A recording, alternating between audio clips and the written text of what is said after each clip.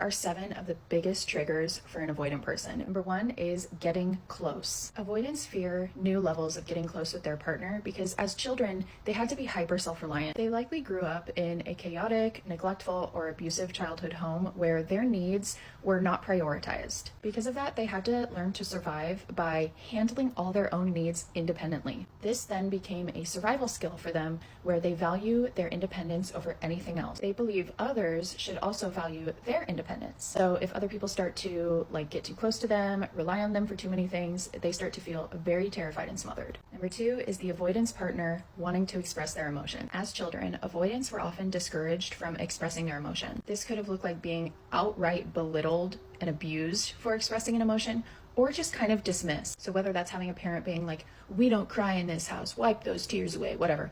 Or it's having a parent who, when you do cry or when you do have a big emotion, simply can't take that on because they have too much going on in their own life. And so you are alone in your emotion. This teaches the avoidant that big emotions or expressing emotions to other people is a sign of weakness and a sign of rejection. And so they really feel uncomfortable when their partner shows overt signs of emotion in front of them. Number 3, having to depend on others or ask for help. Toward the end of the relationship with my avoidant ex, he was telling me about how he was having a lot of dental issues. And I remember saying to him hey, I can call the dentist tomorrow and see if I can get a plan figured out for you. It's this place that I go. They're really good, blah, blah, blah.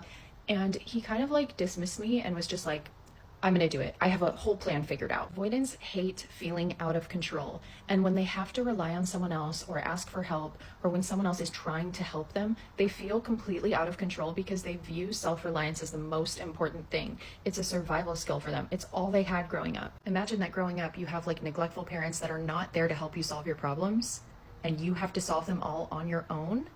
That's going to be the most important thing to you. You feel like you have to solve everything on your own. And if people are trying to solve things for you, or you have to, God forbid, ask somebody for help, that's going to make you feel so out of control. Number 4, if the relationship is taking too much of the avoidance time. Because avoidants are so highly independent, it really scares them if a romantic relationship is taking up a lot of their time. Their identity is in being self-reliant and independent.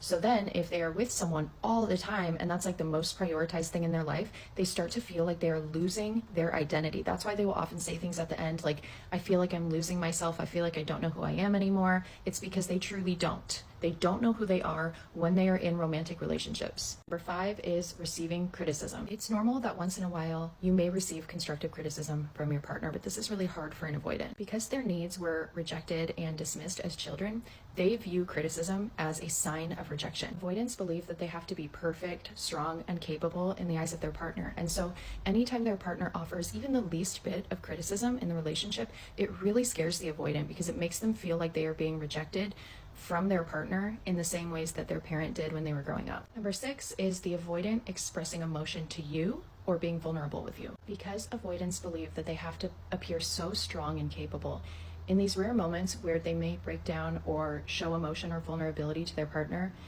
they feel extremely sensitive, like a literal open wound in these moments. They feel so sensitive to rejection in these moments. They believe that their partner is likely viewing them as weak. They don't understand that these moments actually bring two people closer together. And so if the avoidant in your life ever had a moment where they broke down in front of you, or they had to be vulnerable for some reason, this likely would be a huge trigger for them that would then cause them to distance even more from you right after it happened. Number 7 is the avoidance partner demanding too much attention. You may have been told by your avoidant partner that you were clingy. Some people genuinely are clingy, especially if they have preoccupied attachment, but most likely you weren't being all that clingy. You were just clingy in the eyes of an avoidant. Avoidants feel very uncomfortable when you are asking for a lot from them. They don't want to be the sole reason for your happiness. They don't want to be responsible for that because they view self-reliance as the most important thing. And so when they see that